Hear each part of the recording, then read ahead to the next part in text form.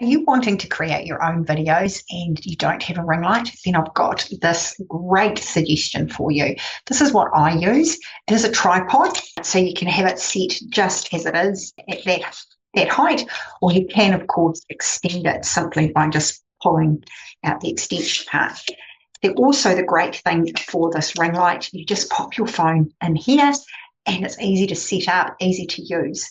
You can also tilt the screen light, so depending on what you're wanting to do, you can, as you can see there, you can tilt it.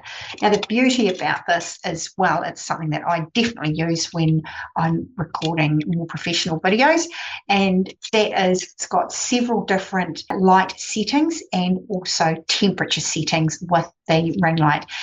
Great thing is it's USB chargeable, which is great. But tell you what, it lasts a long time. I've had this for several years. I think I've only charged it twice.